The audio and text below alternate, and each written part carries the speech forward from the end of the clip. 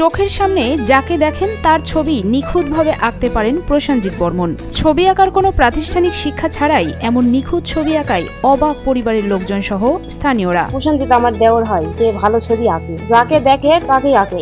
একদিন আমার ছবিও আঁকালো, আমার বিশ্বাসই হয় না। ছবি আঁকার প্রতি প্রবল ঝোঁক থেকে নিজের মেধাকে আরও ঝালিয়ে নিতে চান এই তরুণ। আঁকছেন সাধারণ থেকে সুনামধন্য ব্যক্তিদের ছবি। নিজ হাতে বিশ্বকবি রবীন্দ্রনাথ ঠাকুর, শাহরুখ খান সহ পৃথিবী বিখ্যাত ব্যক্তিদের ছবি এঁকে রেখেছেন নিজের কাছে। আমার চাওয়া যে তিনি যেন আরো ভালো কিছু করতে পারে, যার ছবি দেখে তার ছবি আঁকায়। আবার মনে করেন যে রাস্তাতে যারা যায় তাদেরকে দাঁড় করে ছবি আঁকায়, ভালোই আঁকায়। সুন্দর ছবি আঁকায় প্রশংসা করছেন স্থানীয়রা। এতেই অনেক গর্বিত তার বাবা। সংসারে আর্থিক অভাব অনটনের কারণে ছেলেকে ছবি আঁকার পর্যাপ্ত সরঞ্জাম কিনে দিতে না পারলেও চেষ্টা করেন যতটুকু দেয়া যায় সেটা কিনে দিতে।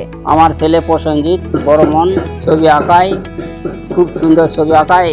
ছবি অনেকে ভালো বলে, তারপরে আমি দেখে দেখছি খুব ভালো ছবি, অনেকে প্রশংসা করে।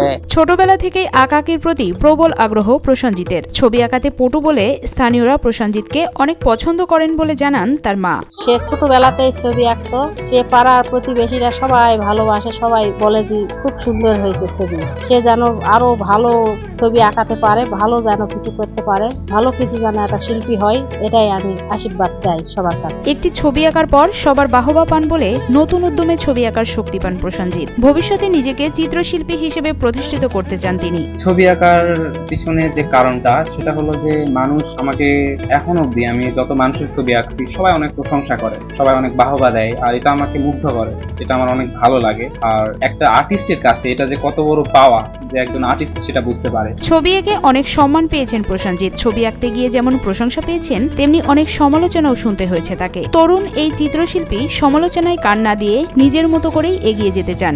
যখন কারো ছবি আপনি আঁকবেন, তখন যদি কেউ আপনার বাহবা করে, যদি অনেকেই তো সালাম করে, অনেকে বলে স্যার স্যার আমাকে একটু আঁকায় দেন, এরকম অনেক সুন্দর লাগে এগুলো। আর ছবি আঁকার ক্ষেত্রে যেমন অনেক বাহবাও পাই, তেমনি অনেকেই নেগেটিভ কমেন্টও করে। তো আমি এদেরকে গুনি না, এদেরকে ধরি না।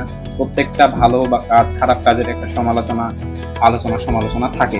পরিচিত বন্ধু বান্ধব কিংবা আত্মীয় স্বজন যখনই ছবি এঁকে দিতে বলেছেন প্রসেনজিৎ তখনই তার ছবি এঁকে দিয়েছেন। তরুণ এই চিত্রশিল্পীর ইচ্ছা একদিন নিজ দেশের প্রতিনিধি হিসেবে আন্তর্জাতিক পর্যায়ের প্রতিযোগিতায় অংশগ্রহণ করবেন। যারা আমার পরিচিতদের মধ্যে যারা আমার থেকে ছবি আঁকা নিতে চায়, আমি মোটামুটি সবার ছবি আঁকাই দিই। ভবিষ্যতে আমার ইচ্ছে আমি কোনো একটা ইন্টারন্যাশনাল আর্ট এক্সিবিশনে আমি অংশগ্রহণ করব, এবং দেশের জন্য, বিশেষ করে এখনো তো আমি জেলা পর্যায়েও যাইতে পারি নাই, কারণ আমি সেভাবে কখনো অংশগ্রহণও করি নাই। প্রথমে আমি বাংলাদেশে অন্তত সুনামটা অর্জন করি, তারপর না হয় বাইরের দেশে চেষ্টা করব। বিশ্বের দরবারে বাংলাদেশের মুখ উজ্জ্বল করতে বিভিন্ন আন্তর্জাতিক চিত্রাঙ্কন প্রতিযোগিতায় অংশগ্রহণ করতে চান প্রসেনজিৎ বর্মন। তবে আমার ইচ্ছা আমি বড় একজন আর্টিস্ট হব, এবং বাংলাদেশের হয়ে বিভিন্ন দেশে আমি চিত্রাঙ্কনে প্রতিযোগিতায় অংশগ্রহণ করব।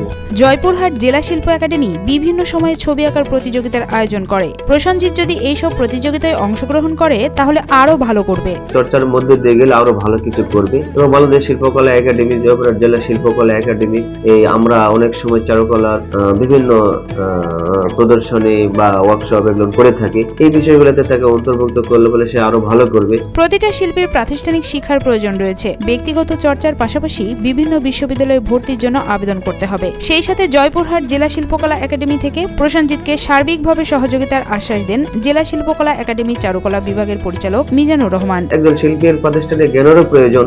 সেই প্রাতিষ্ঠানিক জ্ঞানের জন্য আমি সেটা বলবো যে বিভিন্ন বিশ্ববিদ্যালয়ে এসে একটু চেষ্টা করবে, কারণ আমার শিল্পকলা একাডেমির আমার অনেক স্টুডেন্ট আছে যারা ঢাকা বিশ্ববিদ্যালয় বলে, রাজশাহী বিশ্ববিদ্যালয় চারুকলা বিভাগে তারা চান্স পেয়েছে। এতে প্রসেনজিতের জন্য আমার উপদেশ হবে সে নিয়মিত চর্চার মধ্যে দিয়ে যাক, এবং এই যে চারুকলার যে ওয়ার্কশপ বা আরো যে বিষয়গুলো সেখানে সে অংশগ্রহণ করুক। চারুকলা বিশেষে পড়াশোনা করতে পারলে বাংলাদেশ অথবা আমাদের এই জেলা জয়পুরহাট জেলা সুনাম বয়ে আনবে।